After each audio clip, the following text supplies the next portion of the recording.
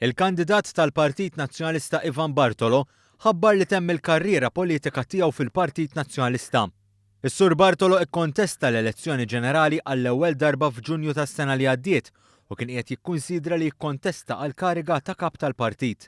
F'messaġġ fuq il-paġna tiegħu ta' Facebook, is-Sur Bartolo qal li wara ħafna konsiderazzjonijiet, ħsieb u kontemplazzjoni wasal għal konklużjoni li ma jridx jibqa' aktar fil-politika. Qal li hemm bosta raġunijiet għal dan iżda stqarr li dan mhux importanti.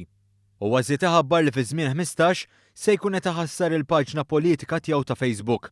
It-tluq ta' Bartolo mill-politika wasal 6 xhur biss wara li l-kap tal-Partit Nazzjonalista Adrian Delija ħabbar li s-Sur Bartolo kien se jkun responsabbli minn business development fil-Partit Nazzjonalista. Konsulent fil-business development. Jiena flimkien ma' Pierre tkellimna tul daw l-aħħar ġranet u ġimgħat għax konna għaddejjin b'din il-pjanifikazzjoni u kuntent ngħid illi aċċetta wkoll Ivan Bartolo illi huwa diġà midħla tal-partit kandidat tagħna illi wkoll ikkonfermanna li aċċetta illi jkun illi jkun qed jieħu ħsieb din il-funzjoni immexxi u jillidja din il-funzjoni ta' business development fil-Partit Nazzjonalista.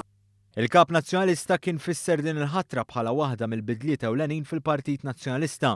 U għażiet jgħid li bil-ħidma tas-Sur Bartolo, il-Partit Nazzjonalista kien se jiżviluppa lilu nnifsu bħala partit li ħares il-qudiem b'viżjoni u professjonalità.